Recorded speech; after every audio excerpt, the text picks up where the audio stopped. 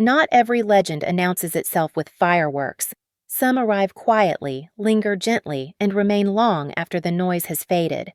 Barbara Eden belongs to that quieter kind of greatness.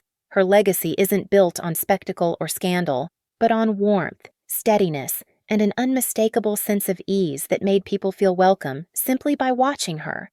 While millions remember her as the magical genie, the true magic was never the costume or the bottle.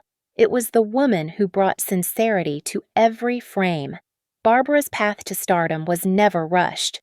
Born far from Hollywood's glittering promises, she grew up in an era where dreams required patience and persistence.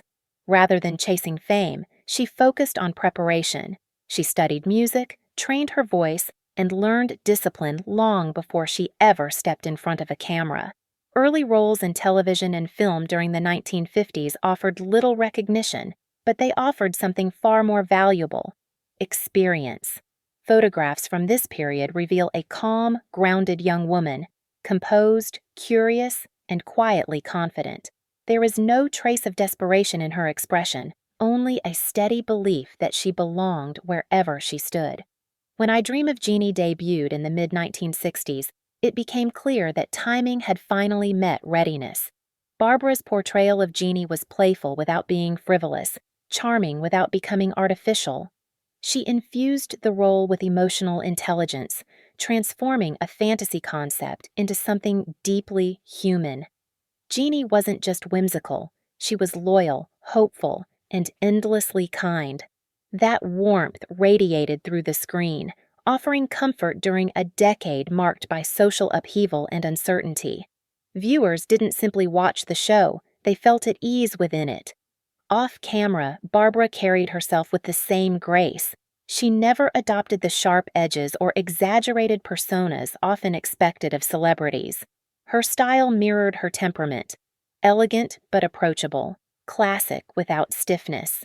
She favored silhouettes that felt timeless rather than trendy, allowing simplicity to do the work of sophistication. In both posed portraits and candid moments, her presence feels natural, never curated. The camera didn't capture a performance. It captured a person at ease with herself. Behind the scenes, her reputation matched her image. Colleagues often spoke of her kindness, professionalism, and attentiveness.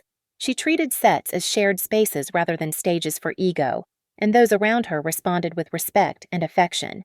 Candid photographs from productions show her relaxed, laughing, or quietly observing, never posturing, never distracted by status. These moments reveal a truth often hidden in Hollywood.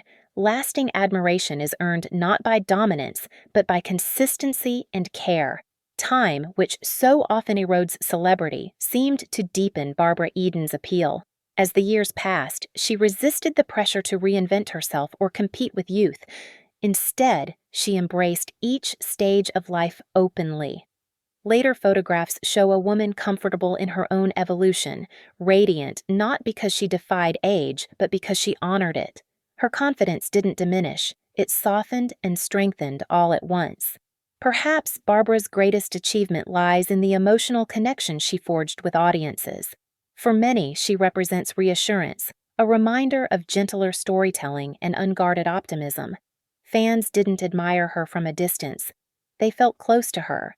She acknowledged that bond with gratitude rather than entitlement, understanding the responsibility that comes with being loved by millions. Today, the images that resurface from her life feel less like relics and more like invitations to remember a time when charm didn't need exaggeration and success didn't require reinvention. Barbara Eden's legacy lives not in nostalgia alone, but in values that never age: kindness, authenticity, and quiet strength. She may have played a genie, but the magic she offered was real, and it still lingers, glowing softly, exactly where it belongs.